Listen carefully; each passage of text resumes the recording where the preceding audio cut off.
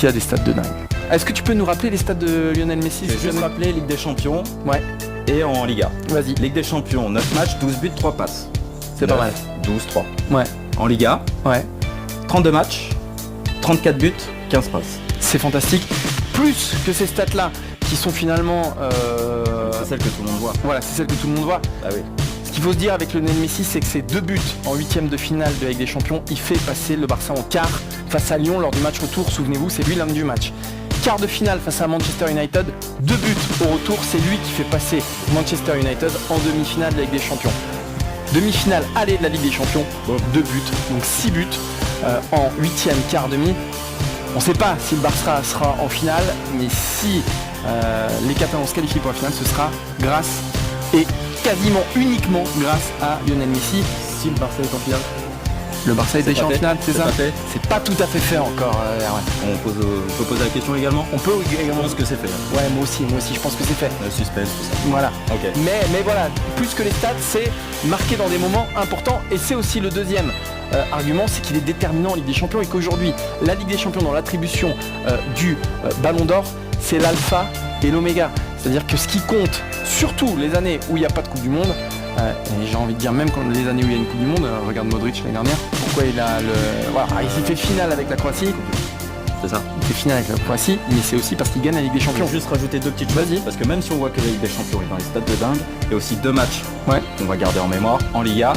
Le premier, c'était contre le FC Séville. FC Séville, terrain compliqué, à la lutte complète. À l'époque, il y avait encore l'Atlético qui était juste, qui talonnait juste. Le FC Séville mène 2-1, il est 75e. Messi a déjà marqué un but. Messi va marquer un deuxième, un troisième, faire la passe sur le quatrième, pardon, pour Suarez. Voilà, déjà gros coup dans cette Liga. Et l'Atlético. Et l'Atlético à domicile. Tout à fait. L'Atlético, victoire 2-0, on pense que c'était une victoire assez aisée. En fait, Messi a fait un très grand match. Donc les 2 matchs vraiment qui ont compté dans cette Liga, c'est Messi. Voilà, c'est Messi, exactement. Donc Ligue des Champions, Liga.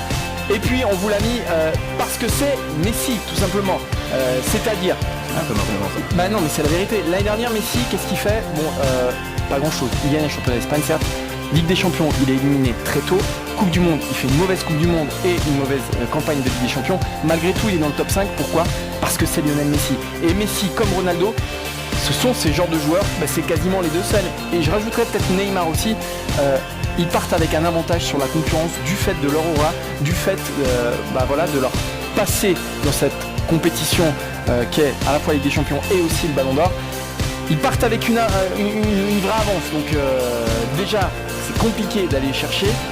Mais en plus, déterminant en Ligue des Champions, stade de dingue, c'est Lionel Messi. Dernier argument, Alicia, le triplé potentiel du FC Barcelone. La Liga, c'est fait.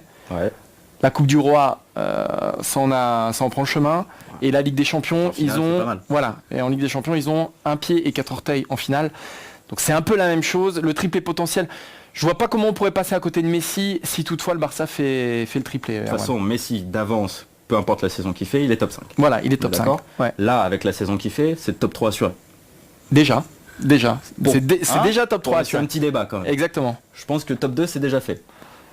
Allez Martin. Ouais, peut-être. Donc là, il manque pas grand chose. Non. Pour valider, il faut simplement une finale Ligue des Champions. Ouais. Il marque, là pour le coup, l'année en apothéose. Juste rappeler également qu'il y a une seule année où il n'a pas été dans le top 5 du Ballon d'Or. Sa toute première saison en 2006 avec le Barça. Et pour cette première saison, il était quand même 20e. Ouais, voilà, exactement. Alors vous me direz la Copa América, la CAN.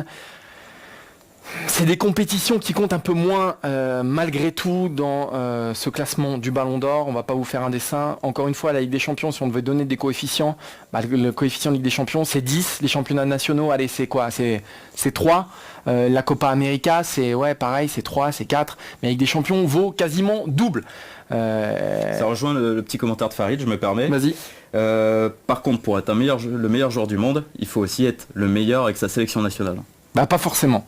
Aujourd'hui pas forcément. Je pense ça, non, pour le Ballon d'Or plus forcément. Bah non, je pense pas. D'accord. Je pense pas qu'il faille aujourd'hui briller fatalement en sélection nationale pour gagner le Ballon d'Or. Hors année Coupe du Monde. Hors année de Coupe du Monde. Non, je pense pas que ce soit totalement nécessaire. Mais bon, voilà.